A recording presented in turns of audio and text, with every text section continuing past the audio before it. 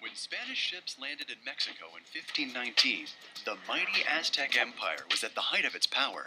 From their capital at Tenochtitlan, the Aztecs controlled much of what is now Mexico and Central America, ruling some 15 million people.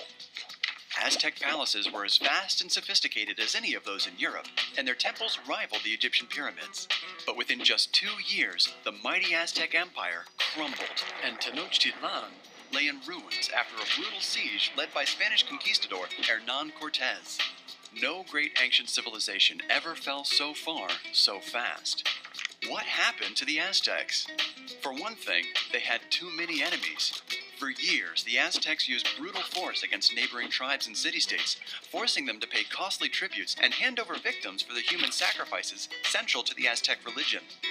Cortés turned these people's hatred of the Aztecs to his advantage.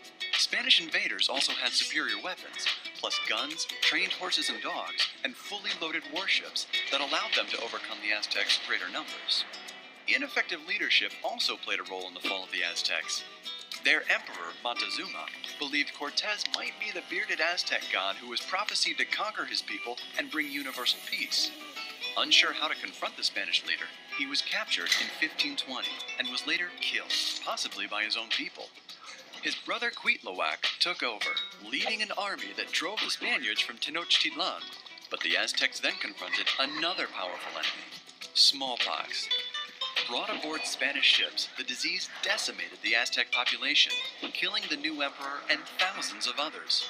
With the help of several thousand Indians, including Texcacans, Chalca, and Tepanec, Cortés and his Spanish force besieged Tenochtitlan, cutting off the city's water and food supplies.